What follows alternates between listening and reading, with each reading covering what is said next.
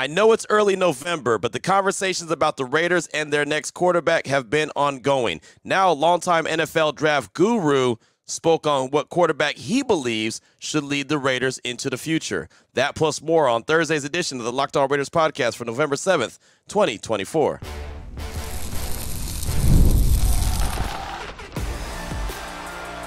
You are Locked On Raiders, your daily Las Vegas Raiders podcast. Part of the Locked On Podcast Network, your team every day. And welcome in, Raider Nation, to another edition of the Locked On Raiders podcast. Thank you so much for making the show your first listen of the day. We do appreciate you. No matter how you find us, whether it's where you get your favorite podcast or if you're checking us out on YouTube, we appreciate it in a major way. If you are checking us out on YouTube, we got to give a big shout out to my man Ari, who does a great job each and every day going above and beyond the Call of Duty to make sure we're on YouTube, we're looking good, and we're sounding good. So we shout him out. We appreciate him. You can find him on Twitter at Ari Producers. You can hit me up on Twitter as well, at your boy Q254. And we got the Locked On Raider podcast voicemail line. If you ever want to be a part of the show, 707-654-4693. As a matter of fact, your calls and texts will close out the show in segment number 3. And even in a bye week, plenty of conversation around the silver and black. As I've always told everyone, it is never a dull moment when you cover the Raiders, when you're a fan of the Raiders. It's always something is going on. They are not a boring team, whether that's good or bad. They're never a boring team. So your calls and texts will close out the show in segment number 3. Segment number 2, want to hear from an NFL draft guru, longtime guy, Mel Kiper Jr. My guy, he was actually on Unsportsmanlike on ESPN Radio. That's what Evan Cohen, Chris Canty, and Michelle Smallman, they do a fantastic job on the morning show. And he was talking about quarterbacks in the upcoming draft. He's always talking about the draft, and he was talking about Anthony Richardson, talking about Bryce Young, and giving up on quarterbacks. But then they got into 2025 draft-eligible quarterbacks, and he had a suggestion for the silver and black, so we'll do that. I'll talk about it as well coming up in segment number 2. Here in segment number 1, just news and notes of the day, and really it has to do with the quarterbacks, the top 10 quarterbacks that will be eligible to be in the draft coming up this April in 2025. And I know it sounds early, but we might as well go ahead and jump into this conversation. Even though it's a bye week and they still got plenty of football left to be played, I think we all know that the Raiders definitely need their franchise quarterback. So we'll get into all that after I tell you about the title sponsor of the show, which is Prize Picks, the easiest and most exciting way to play daily fantasy sports. All you got to do is go to prizepicks.com/LockedOnNFL and use promo code all lowercase LockedOnNFL for our first deposit match up to $100. And before we get into any of the news and notes of the day, I did want to go ahead and give a special shout out that I got by way of Twitter at your boy Q254. This comes from Kenny. He's on Twitter at KEJO07. I don't know what that stands for, but it's cool. So Kenny hit me up and said, Q, could you please give my son Lincoln Jones a shout-out? I took him to his first game in Cincinnati, and Max hooked him up with his game-worn gloves and arm sleeve. It's so awesome, man. He's 10 and doesn't realize how cool it really is yet. Thank you, sir. That's from Kenny. That's really cool. What a great moment. And you're right. He has no idea how cool that is. So he'll get older, and he'll have his friends at the house, and they'll be like, what's that?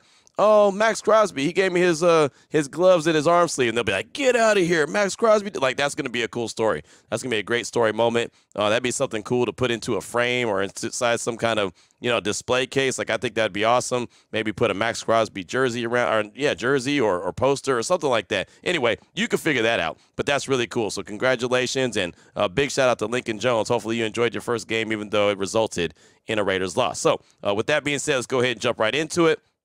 I want to go ahead and, again, I don't like talking about the draft in November, but look, the Raiders are 2-7, right? We know what it is, and we know what they need, right? Well, they need a lot, but they definitely need a franchise quarterback. So I want to kind of update you and let you know where they stood right now if the season were to end in the draft order. So if you can you can always follow this along on tankathon.com. That's tankathon.com and then /NFL, and it'll let you know. It keeps everything up to date. And, it's Thursday, right? So the week 10 of the NFL seasons get underway this evening. But with that being said, let's go ahead and go over the top 10 draft order as it stands right now before Thursday Night Football. Number 1 pick overall would be the New England Patriots. They do not need a quarterback. They have Drake May. Jacksonville Jaguars would be at number 2. They probably need a quarterback, but they can't draft a quarterback because they just paid their quarterback at Trevor Lawrence. He has not been the guy that they want him to be. He's still, he's better than average, but he's not a $55 million a year quarterback, which is what they paid. The Saints, they're picking at number 3. Some will say Spencer Rattler's the guy. I don't think so. They just selected him in last year's draft. Derek Carr is there currently. I don't think he's the guy. I don't have to go into big detail there. So they could very easily be in the market for a quarterback. Number 4 overall, Carolina Panthers, definitely need a quarterback. Number 5 overall, Cleveland Browns, definitely need a quarterback. And then there's the Raiders there at number 6 at 2-7. And all these teams, the top 6 teams, all have the same record, 2-7. As a matter of fact, the top 7 teams all have the same record at 2-7. The Raiders come in at 6. You know they need a quarterback. The Giants, the G-Men, they come in at number 7 at 2-7 as well. They need a quarterback. The Dolphins, they're a different story. They're 2-6. They have Tua. They just paid him. So you would think that they don't need a quarterback. But with his injury history, one would wonder, is there some insurance that they want to get? Do they want to go and get a quarterback? Probably wouldn't take one in the first round, though. But they're sitting there at number 8. Tennessee Titans at number 9 at 2-6. They need a quarterback. And the Jets at 3-6. It's a whole nother conversation. They probably need a quarterback, but Aaron Rodgers would be offended. They also still think that they're a playoff team, so I'll just leave them there. So there you go. That's the top 10 right there as far as what the draft order would be if the season ended today. So with that being said, you're probably thinking, okay, Q, what's the top 10 quarterbacks? Who are 10 quarterbacks that are going to be draft eligible coming up in April? Well, I'm glad you asked. Again, Mel Kiper Jr., who we'll hear from in segment number 2 on his suggestion on who he thinks the Raiders' next quarterback should be. He has this list of the top 10. This is how he ranks the top 10. And not saying that these are all first-round guys, but these are the top 10 quarterbacks, according to Mel Kiper Jr. from ESPN. At number 10, Will Howard from Ohio State. Pretty good quarterback. Number 9, Jackson Dart from Ole Miss, doing some really good things. Ole Miss is a team you better watch out for.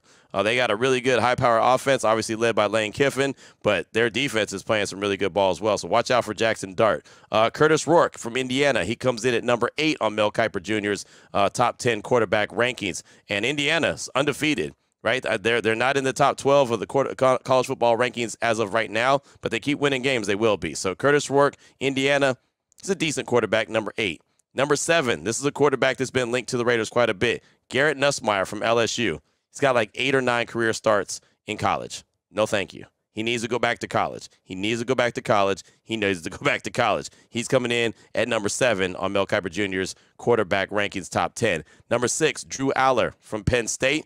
Good quarterback. Penn State's not able to get over the hump, right? I thought they were going to have an opportunity this year. This was going to be the year against Ohio State. Didn't happen. They lost that one, but Drew Aller's a good quarterback. Quinn Ewers from Texas at number 5. I like what Quinn does, but he's very injury prone, so there's that. Carson Beck comes in at number 4, quarterback from Georgia. Obviously, he has familiarity with Brock Bowers, and I think his stock has dropped a little bit. If he was able to come out last year, he probably would have been the number 1 quarterback. No, he wouldn't have. Caleb Williams would have been, but Carson Beck would have been taken early. Sorry. I don't want to get it twisted. There's a couple quarterbacks that probably would have gone before Carson Beck, but we know that he's had really good moments and helped Georgia win national championship. Number 3 quarterback. This kind of surprised me. Jalen Milroe from Alabama, and it only surprised me because I like Jalen Milroe a lot. He was a guy that I was looking at and thought that with Kalen DeBoer, he was going to really develop. He's got a strong arm. He's got a really deep ball. He's athletic as all get out, but, man, that intermediate stuff is still a struggle for him. So I'm surprised that he's at number 3. I actually thought that he was slipping a little bit. So there you go. Jalen Milroe is number 3 in Mel Kiper Jr.'s quarterback rankings top 10. Coming in at number 2, Cam Ward from Miami. Fantastic quarterback there from the University of Miami. He does some really good things. He's got a strong arm, very athletic. The only thing that he does that has some warts in his game is he throws the ball across his body and across the field, and that gets picked off. You saw that last week. You've seen that multiple times. So sometimes he'll trust his arm a little bit too much. But they said the same thing about Patrick Mahomes, and right now everyone's looking for Patrick Mahomes. So at number 1, that only leaves Shedeur Sanders from Colorado. Mel Kiper Jr., big, real big on Shedeur Sanders. So that's the top 10 list right there. Those are the top 10 quarterbacks. There's a bunch of teams that I just rattled off in the top 10 that are going to be picking as of right now that need quarterbacks. So there's a handful of those guys that I just rattled off that will be on their wish list. So who does Mel Kiper Jr. have on the Raiders? Who does he have as the Raiders' next starting quarterback who he thinks would be a best fit? You'll hear that next, coming up in segment number 2 of today's Locked On Raiders podcast. Before we get to that, though, I do want to tell you about one of the great sponsors here on the Locked On Raiders podcast, which is pre-alcohol probiotic drink by Z-Biotics. It's the world's first genetically engineered probiotic. It was invented by PhD scientists to tackle rough mornings after drinking. So here's how it works. When you drink, alcohol gets converted into a toxic byproduct in the gut. It's this byproduct, not dehydration like many of us believe, that's to blame for your rough next day. We've all been there, done that. Pre-alcohol produces an enzyme to break this byproduct down. Just remember to make Z-Biotics your first drink of the night, drink responsibly, and you'll feel the best the very next day. So again, step-by-step instructions for the best result. Make pre-alcohol your first drink of the night. Then, obviously, drink responsibly. Pace yourself, hydrate, that means lots of water, and get a good night's sleep. And then you enjoy the very next day. Wake up feeling refreshed and ready to take on the day. So, to get your hands on it, go to zbiotics.com/LockedOnNFL. Learn more, and you'll get 15% off your first order when you use LockedOnNFL, all one word, at checkout. Z-Biotics is backed with a 100% money-back guarantee, so if you're unsatisfied for any reason, they'll refund your money, no questions asked. Remember to head to zbiotics.com/LockedOnNFL. Use the promo code LockedOnNFL at checkout for 15% off. All right, Raider Nation, here we go. Segment number 2 of today's Locked On Raiders podcast. Want to get into what Mel Kiper Jr., my guy, NFL draft guru, long NFL draft guru, and I know some people roll their eyes. Oh, he's not a draft guru, doesn't know what he's talking about. Look, nobody gets it right 100% of the time. Nobody. Not you, not me, not Mel, not Matt Miller, not Louis Riddick, not any of these guys. I mean, it's all a crapshoot in the NFL draft. But I'll tell you what, without Mel Kiper, regardless of how you feel about him, the NFL draft, the coverage of the NFL draft, the way that it's so big is not that big without him. I mean, he's basically the godfather of the NFL draft and has taken it from where it was to where it is right now. So as much as we, and I know I get into the NFL draft in a major way, that's why I really appreciate and respect Mel Kiper Jr. Well, each and every week, he's on Unsportsmanlike, which is the morning show on ESPN Radio, and I've been in Bristol all week, as you know.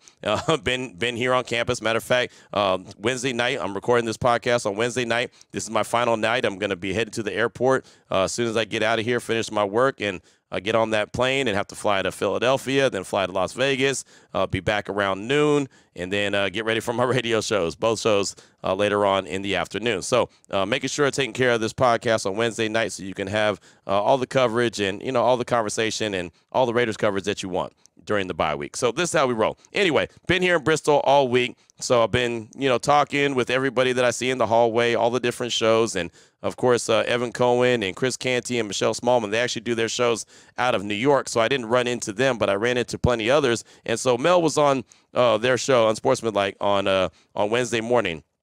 And they were asking him about different quarterbacks and what you should do with quarterbacks when you draft them and how much patience you should have. And so they got into the conversation of the number one quarterback that Mel has on his top 10 rankings list, and that's one Shedeur Sanders from Colorado. So Michelle Smallman asked him a question about Shedeur, and then Evan Cohen follows it up, and that's when the Raiders get involved. So here it is. Here's their quick little conversation about Shedeur Sanders from Unsportsmanlike on ESPN Radio. Check it out. Now, we keep talking about quarterbacks and them having the patience needed in order to bake in the NFL, but we do see guys like C.J. Stroud and Jaden Daniels be able to come in right away and make an impact. Somebody we're talking about a lot heading into this draft is obviously quarterback Shedeur Sanders. When you look at his skill set, do you think he's the type of guy that would require patience in the league or that he could make an impact for a team right away? Michelle, I believe they all need some patience unless you catch lightning in a bottle. And you mentioned some of the ones, like go back to Marino back in '83 when Elway wasn't, Marino was. But then Elway caught him and then passed him and had 5 Super Bowls to 1 for Dan, 1-2. You know, we have to say it's a long career hopefully for these quarterbacks. In some cases, they're like I said, they're kicked to the curb too early and they're gone. But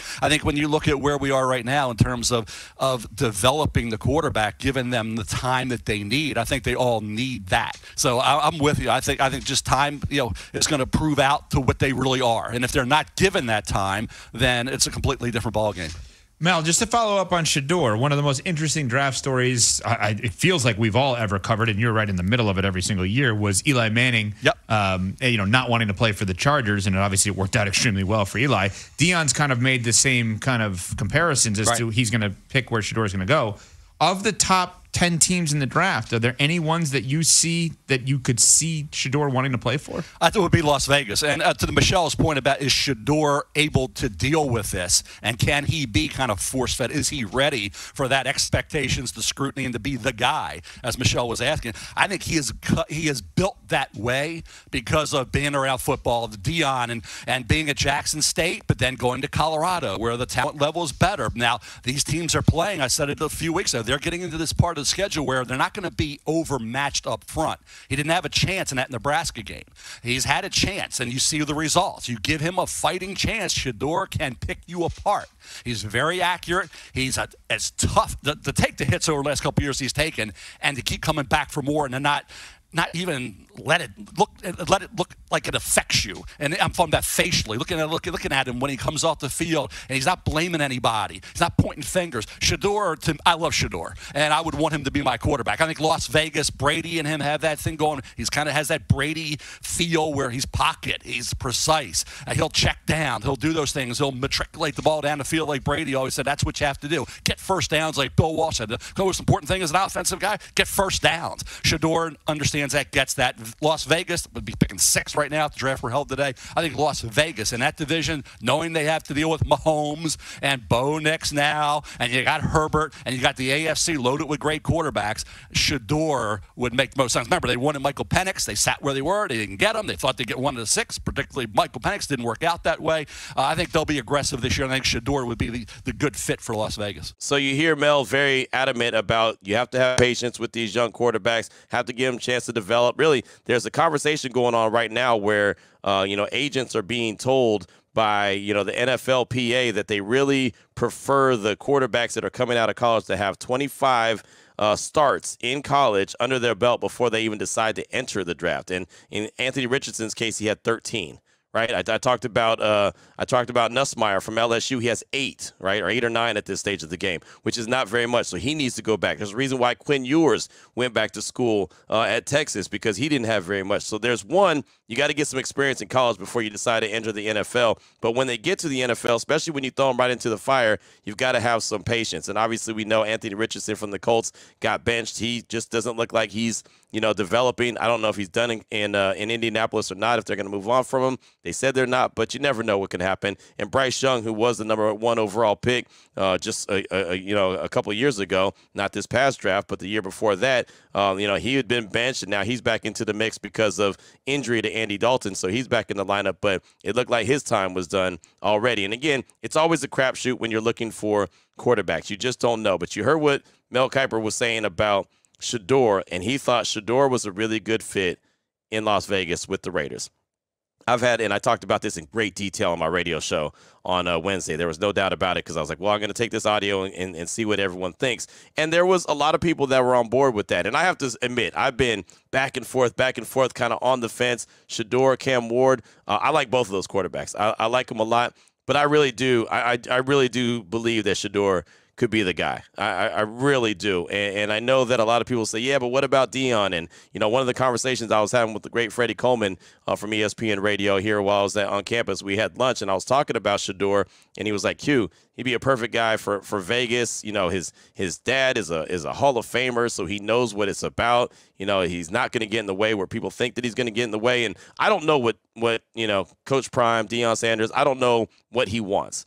It's hard for me to believe that once his kids leave Colorado, that he's going to stay there and be the head coach there at Colorado. I personally think there's a chance he might end up at Florida State, which is his alma mater, or maybe he follows Shedeur to the league. Maybe he ends up as a coach on whatever team ends up drafting his, on his staff. And I don't know how that would work. I don't know if a coach would want that. I have no idea. But when you just look at the quarterback himself, and I look at Shedeur, what I really like about him, and I've told a lot of people about this, what I like about him is he's a quarterback that's athletic enough to run, but he's not looking to run first.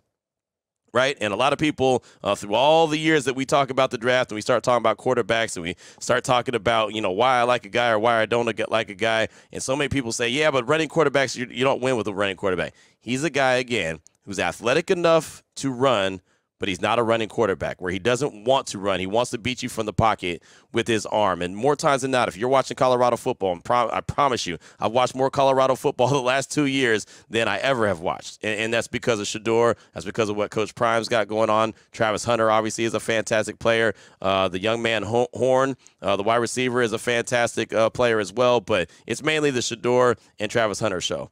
But what he'll do, and he's been under duress and pressure all the time. His offensive line is not good. He'll spin out of a tackle. He'll roll. He'll run to the sideline. He'll look like he's going to take off, but he keeps his eyes down the field, and he'll deliver a shot. He'll deliver a great ball to one of his wide receivers, like right on time. And I just think with really good NFL talent around him, that's going to be even better. He's going to be even better. He's a very accurate quarterback. Does he have the strongest arm in the draft? No, he doesn't. But he has an arm that's strong enough that you can win with. And again, his accuracy, the fact that he wants to win from the pocket. Also, this is a factor to remember, Raider Nation.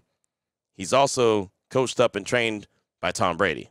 Tom Brady is now a 10% minority owner of the Silver and Black, and there's conversations about him potentially finding the Raiders' next quarterback and help training him up. There's already proof of pictures, videos of Tom Brady and Shedeur Sanders working together. So when you start to put the dots together, when you start to connect the dots, you can see where the path to Las Vegas is. And look, Shedeur's a guy that's been there, done that. He's been around his pops his whole life, so he knows what it's like to be in the spotlight. Obviously, he's the brightest star there in Colorado. His star shines bright, like we get that, him and Travis Hunter. But I just think that he would be really good for the Raiders. I think he'd be really good for Las Vegas. Obviously, Max Crosby is the face of the franchise, but you go and get a young stud quarterback that has a relationship with Tom Brady that could potentially be trained up by Tom Brady, and really, as you heard what Mel Kiper had to say, just matriculate his way down the field and pick up first down after first down and not get impatient and just understands the game. I think that would be a really good thing. And not to mention, I think a lot of folks would really fall in love with the guy who is Shedeur Sanders. Again, I don't know what the kind of role that his pops wants to play. I really don't. But just watching him play on the field, game in and game out, and yes, he has a terrible offensive line. Yes, he's, said some things in the media before that, basically insinuated that his offensive line was terrible. They are. He probably shouldn't have said that, but I just think that he's going to do some really good things in the league. He's got NFL arm talent. He's got NFL accuracy. And those are some things that you just can't teach. And obviously, the Raiders are going to need a quarterback. We know Gardner Minshew's not the guy. Desmond Ridder is probably going to be a good backup if he sticks around at all. And Aiden O'Connell, to me, is probably a good backup as well, right? I mean, he might be able to get a start here, start there. He's proven that he can win games, but are you going to win consistently in the NFL with Aiden O'Connell? I think you need someone a little bit better, someone that can compete with a Mahomes, someone who can compete with a Herbert, someone that can compete with a Bo Nix. And I do believe that Shedeur Sanders can do that, not to mention he has the confidence to get it done as well. So it's been a while. I've been back and forth. I like a lot of quarterbacks that are going to be in the draft, but I think I'm settled in now and believe that Shedeur Sanders, not just because Mel said it, but I just, I've been on the fence. I've talked to a lot of people about Shedeur. Anybody who goes to our meet and greets that we have at Crust and Rue there in Town Square in Las Vegas the Saturdays before Raider home games, have seen me, yelling at the TV, watching Colorado football and watching Shedeur. And really go back and watch that Colorado versus Baylor game and watch how he finished that one. You want to talk about a guy that I believe is going to win a lot of games in the National Football League with the right coaching, with the right mentorship, and the right head on his shoulders?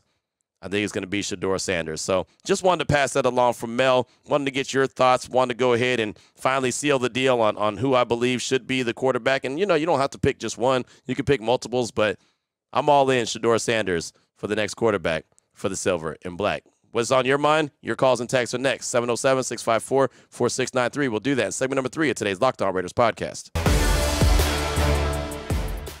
Before we get to that, though, I want to tell you about a couple more great sponsors here on the Locked On Raider podcast, including the title sponsor, which is Prize Picks. And that is the best place to get real money sports action. With over 10 million members and billions with a B of dollars in awarded winnings, Prize Picks has made daily fantasy sports accessible to all. You pick more or less on at least 2 players for a shot to win up to 100 times your cash. Run your game all season long on Prize Picks. And Not to mention, you can get the 100 times your money on Prize Picks with as little as 4 correct picks. You can get in on the action in over 30 states, including Cali, Florida, Georgia, Texas, and they're the only real money daily fantasy platform with an injury insurance policy, so your lineup will stay in play even if one of your players gets injured. If your player leaves in the first half and doesn't return, no worries. Prize Picks keeps your lineup alive. So it's real simple. All you got to do is go download the app. That's a must. Use promo code LOCKEDONNFL. You get $50 instantly after you play your first $5 lineup. Again, download the app. You have to have that. Use the promo code LOCKEDONNFL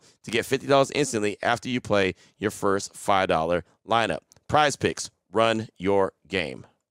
I also want to tell you about our good friends at FanDuel. And I know that it's Week 10 in the NFL, right? Thursday Night Football will kick off Week 10 officially. It is never too late to get in on the NFL action with FanDuel. It's America's #1 sports book. Right now, new customers can bet $5 and get $150 in bonus bets if you win. The FanDuel Sportsbook app will give you everything you need to place live bets on the NFL, and it's all in one place. You get a hunch in the middle of the game? Great. You can check out the latest stats, view live play-by-play, and so much more on the same page where you place your bets. Visit FanDuel.com to join today. You're going to get started with $150 in bonus bets if you win your first $5 bet. Again, that's FanDuel.com. Never waste a hunch and make every moment more of FanDuel, an official sports partner of the NFL. Here we go, Raider Nation. Segment number 3 of today's Locked On Raiders podcast. Your calls and texts off that Locked On Raider podcast voicemail line, 707-654-4693. Start things off with a call from Raider B in Minneapolis, calling to talk about a few positives the Raiders have going for them, and that goes back to the draft in this past April. Here he is, Raider B in Minneapolis. Thank you, Raider B here in Minneapolis. Long time since I've called, but enjoy the show every day. Enjoy your radio show every day. So I just want to call in and say, first of all, hope you had a happy birthday. I'm right behind you. I'm going to turn 48 in January. So speaking of us old guys, I shouldn't put you into that. I'm an old guy. I get a kick out of all the mentality of I told you so nowadays. Like, it's not just your show. It's every Raiders group I'm in. It's so many people. I told you AP wasn't the guy. I told you this. I told you that. I just think it's funny. I think that's the old man in me, and I think it stems from the social media world we live in and everybody having receipts or, it's just funny to me. I guess I'm just not wired that way. I told you so, because as soon as I say that, I'm not reminding you the 9 times out of 10 that I was wrong. I'm not saying I told you so. I was wrong anyway. But anyways, that's funny to me. Raider Eddie, I believe it was, from Denver, just had a call on today's show about a couple of positives, DJ Glaze, JPJ, and that offensive line. Yeah, I've been thinking he took the words right out of my mouth. Been thinking the exact same thing lately. Those two have been fantastic. A couple of future solid pieces for our team, I think. So props to Telesco. I think Telesco gets a lot of grief, and between that and the little Brock Bowers pickup that I was scratching my head about. I'll admit that all day long. I knew he was a great player coming out of Georgia, but I didn't understand why we got him. Well, now he's the best offensive player on our team, so I don't know the last time we could say we've had such a good first-round draft pick, let alone if we've ever been able to say that was the best player on our team. I mean, going way back, I guess, we could probably say that, but props to Telesco. I mean, I think he's done some good things, and hopefully we can keep moving forward doing better things. But that's all I got for you, Q. Again, hope you had a happy birthday. Thank you for everything you're doing, everything you do. Appreciate it. Love the shows, and peace out, Raider Nation. Raider B, thanks for the call. Appreciate you. And, hey, man, happy birthday to you. Appreciate it. Yeah, I had a great, fantastic birthday. My man Vegas Jess actually got me the autographed Ricky Henderson bat that I've always wanted. So that was super special, man. That was amazing. I've wanted that bat for so long, and so for Vegas Jess to come through like the first of the month and get me that was awesome. So to be around family and friends for my birthday was great. As far as the Raiders positives goes, there's no doubt. JPJ, DJ Glaze, Brock Bowers, that's round 1, 2, and 3, all really good pieces to build around. 4th round pick, DeCam Richardson, he's getting some burn as well. You saw his reps get increased on Sunday against the Bengals. So, I mean, it's not as much as we like to see, obviously, but there are some young foundational pieces to build around. Now, you just need to go ahead and have your blend of veterans. You have to have Max, obviously, at full tilt.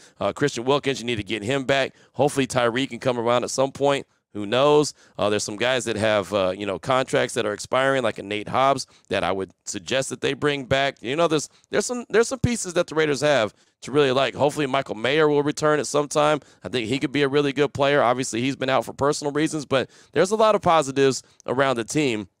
But like I talked about in segment number 2, they got to get their quarterback. They've got to get their real deal, legit quarterback at some time. But thanks again for that call. I do appreciate you. And again, happy birthday to you. Next up, a text from Joey V in Salt Lake City. It says, Q, Joey V in Salt Lake, been a diehard fan for 25 years. And maybe I'm just a naive fan, or maybe I'm a fan that's been through a lot of tough times. But I think Raider Nation needs to be patient with what we are building here. I know that's a lot to ask because of the last 20-plus years, what that's looked like. But I remember when Gru came back. We were awful in his first season and traded away a superstar.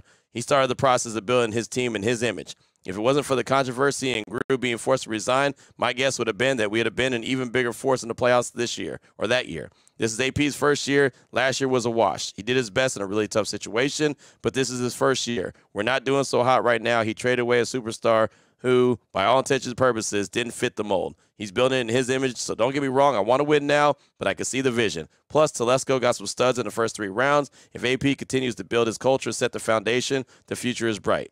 Win, lose, or tie, Raider Nation till I die. That's Joey V in Salt Lake City. And, yeah, there's been a lot of losing, so it's really hard to be patient and practice and preach patience, but I get it, right? And that's why I'm not a fan of just firing coaches and hiring coaches, because every time you do that, you're basically starting it all over. And that's what the Raiders have done for the last 20-plus years since they lost in the Super Bowl to John Gruden. Hire, fire, hire, fire, hire, fire. And then you can never build anything because then you're constantly rebuilding, right? It's like you're building a house. You've been building a house for 20-something years because every time you start to put the foundation in place and you decide, nah, you know what? I don't want a 2-story. I want a 1-story. Nah, you know what? I do want a 2-story. Oh, you know what? I want to have a guest room out back. Nah, you know what? Let's get a casita out front. You know what I mean? Like, that's all they keep doing. Building, tear down, building, tear down. And they never complete one build. So that's the problem. And that's why you cannot continue to just hire and fire. And that's why I get it when fans lose their patience because they want to see winning for good reason. It's been a long time since they've had winning. But you just can't consistently have that door rotating because every time you do, it's just like you're building a layer of the house and you're tearing it right down at the same time. Thanks so much for the text. I do appreciate you. Up next, got Eric in Oakland. He's calling to take a victory lap on AP not being a good quality head coach in his mind, and also wants to give a suggestion on who he thinks the next head coach should be. Here he is, Eric in Oakland. Yo, what up, Q? It's Eric from Oakland calling again. Just listening to some of these callers here who are up and down on AP.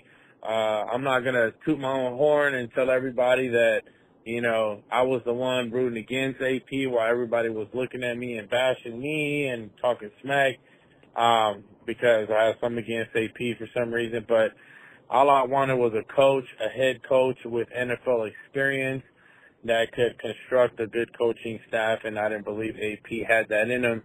And obviously we're in week 10, and that's what it's come about, right? Now, I do hear callers calling in and comparing AP to Dan Campbell's first year. Well, that's completely off. Absolutely. Could we please stop with those comparisons?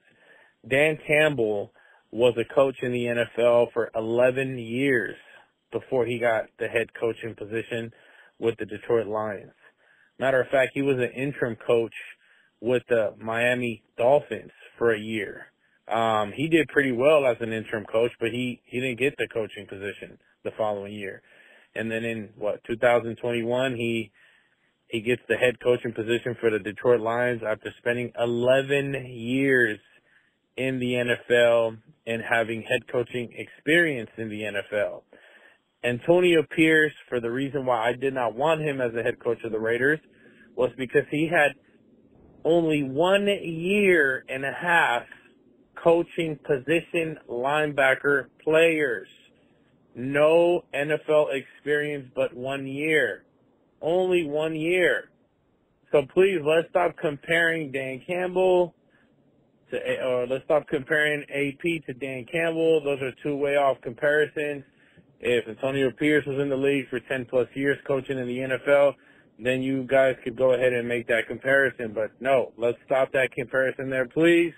Antonio Pierce had only 1 year coaching linebackers in the NFL. Other than that, what was he, a defensive assistant coordinator in college to a college football team that actually never made it really anywhere? So let's stop those comparisons, please, and then I'll leave it off with saying, I told you guys so. I told you so. So it is what it is. Q, you the man. I do have a quick suggestion, though, on the upcoming hire for Raiders, new head coach next year. Yo, let's get Ben Johnson. Please, let's push for Ben Johnson. All right, y'all. Thank you, Q. We'll keep listening. Right on. Eric, thanks for the call. I appreciate you, and hopefully the victory lap felt good, right? I say it all the time, man. I'm not a I told you so guy. I get it. You know, some people that's their bag. That's what they do, and you said it multiple times. So I mean, you know, it's cool. It is what it is. It's not really for me. It's not a big deal. And all I could do is speak for me. I said Dan Campbell. I brought up Dan Campbell because in his first year in Detroit, it wasn't good. And I don't care if you've had no experience as a head coach or a coach in the National Football League, or you've had 50 years of experience. What happens when you lose? I'll wait. When you lose, people want you fired, regardless, right? It doesn't matter who you are. People wanted Sean Payton fired from Denver the first year he was there because things weren't going right. And guess what? He's got a Super Bowl ring. He's got plenty of experience, right? It doesn't matter who the coach is. Regardless of the experience that they have, regardless how many years they've been in the league, if you're not winning, people are going to want you fired. So I brought up Dan Campbell because his first year as an actual head coach, yeah, he had experience. He was an interim coach, but he had his first experience as an actual head coach in the National Football League was with Detroit, and he had 3 wins. It was not good. And I can only imagine, I was not in Detroit. I don't do Detroit radio. But I can only imagine that people were calling in, texting in, whatever the case may be, fire this guy. He's a bum. It's a lot of talk, no nothing, right? All talk, all bark, no bite. Like, I can only imagine what the calls would be, right? I can imagine them. And they didn't. They stuck with him. Then his second year, he started out really poor. And it came on towards the end of the second year, but it started out really poor. So I'm sure those calls got louder and louder and louder. And management, the players, they all stuck with him and said, no, this guy's going to get it figured out. And he did. He turned it around. Not only did he get it figured out, but his coaching staff was the same, and they figured it out. And the guy that you mentioned, Ben Johnson, the guy that you think should be the coach of the Silver and Black, by the way, he's the offensive coordinator in Detroit. And he had an opportunity to leave last year and go be a head coach of one of these teams that had a vacancy. And you know, he said, thanks, but no thanks. I want to stay here. I want to win in Detroit. I want to stick with the continuity. So he might change his mind this year. There may be some teams that he's interested in that are interested in him. I'm sure a lot of teams are going to be interested in him. Hell, the Raiders might be interested in him, but it doesn't mean he's going to take the job. And this is just my gut feeling, and, you know, talking to a few people here and there, I think he's going to end up in Chicago. And it's going to be weird because that's a division opponent, but I think that there's a chance that the Bears are basically holding on to Eberflus until they can get him. Again, just conversations I've had and kind of gut feeling of how it's going to go. I'm not too sure why Detroit would let him go and make that move in division. You know, I would, if I'm Detroit, I'd do everything I could to keep him and not have him go to a divisional opponent. But that's just me. So no telling if he wants to go or not. But, you know, the reason why everything worked out and got better in Detroit, obviously they have talent. They have continuity. They have continuity, which is going back to my point. So, I mean, it's easy right now when you're 2-7 and you're looking at it saying, hey, AP sucks. He shouldn't be the head coach. I told you. Look, you might be right at the end of the day. But as I just pointed out about building a house and tearing it down before you complete it, it's a no-win situation, my man. You'll never get to the roof, right? The Raiders have never been able to put the roof on their house because they've never gotten that high. Or does that? Yeah, that's how it works. The foundation, yeah, you build that thing up. There you go. Hey, look, man, I'm not a construction worker, but yeah, you know the foundation's got to be put down first. I mean, that's first and foremost, but thanks for the call, my man. I do appreciate you. Up next, got a text from Raider VB from Winchester. It says, Q, Raider VB from Winchester, Cali. Nate Hobbs is a straight shooter for sure. Do you see him earning a new contract? Raider VB, thanks so much for the text. Yeah, I do. I really do. I think that Nate is a guy that you want to keep around. He's got that dog mentality. He's got that chip on the shoulder. He's one of those physical type corners. He plays the slot position. That's not easy, and he plays it really well. I definitely would keep him around. I like him, and I like Spillane. Out of all the defensive guys that could potentially be free agents, I'm looking at him and Spillane as guys that I think should definitely stick around. But again, that's just me. So thanks so much for that. I do appreciate you. We'll close out with a call from Jacob in Fresno. He's calling to talk about the moves the Raiders have made on the coaching staff and what he thinks about the offensive line along with that zone blocking scheme. Here he is, Jacob in Fresno. Thank you. Jacob in Fresno here. Just listening to the show today, especially with after now with the hiring of Norv Turner, promoting Scott Turner and Joe Phil in the O-line. I was listening to how you say you prefer a power blocking scheme to a zone, and to be honest, I think that's what we're more suited for is a power blocking scheme. Why we didn't want to do it, I'll never know. But, you have to kind of match your personnel. And in a zone blocking scheme, you have to have pretty athletic linemen that can move quickly from side to side and reach out in those reach blocks and get those zone plays. And the running backs are supposed to have that dynamic to where they can read and react off of what's open. But Zamir White's more of a north and south runner, which is more suited for power blocking. Alexander Madison can kind of do both. Amir Abdullah is more of your third down back, your scat back, and stuff like that. I see what they wanted to do with Dylan Lobby when they first brought him in because they thought he could probably be that, but he's just too inconsistent. But I think that if you're going to do something with this offensive line now, you got to try and do a youth movement and work your way forward, and I think that we're going to see the last of Colton Miller and Andre James on this team. Like, they might finish out the year in a spot or two, but I don't see them on this team next year, and I would rather promote Greg Van Rooten from the practice squad, who's a 6'8", monster. I would rather kick DJ Glaze back over to left tackle because he played there in college. And for a guy like Desmond Ridder, who got blasted from the blind side with several different offensive tackles, I think you need to provide a little bit more stability there. And DJ Glaze, I think, can do that. He's shown that he can be real versatile. And I know that they wanted to, put him at right tackle, but move him back to left and then put Greg Van Rooten. At least that way, Desmond can see the rush coming from his right side. And, really go youth movement. Dylan Parham at a guard. See if Putnam can play a guard position. I think that's his name. And just kind of go that way.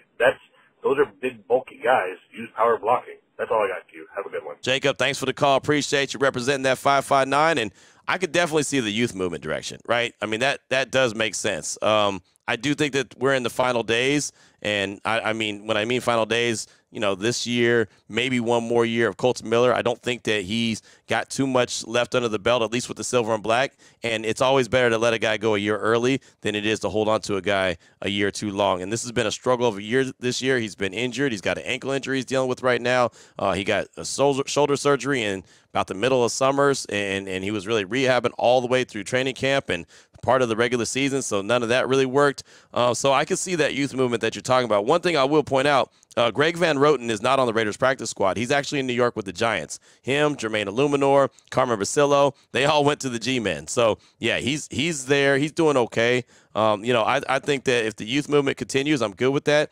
I like DJ Glaze at the right tackle spot. Love JPJ at the center spot. I'm sure he's going to stick there. I don't know who you put at the left tackle. I would say Thayer Munford, but he's often injured too. Whenever he gets a chance, he doesn't really take advantage of it. It's been spot duty that he's been really good at the left tackle spot. Dylan Parham, he's got to find a spot that he's comfortable with, and they need to leave him there, either left guard or right guard. And they might have to go and get a couple more guys, a couple more young dudes. The one good thing is they've got some really good draft capital for next year, and they got plenty of free agency money. So Tom Telesco needs to go ahead and attack the trenches for sure. But, Jacob, thanks so much for the call. I do appreciate you. And that's going to do it for the show today. That's going to do it for my time in Bristol.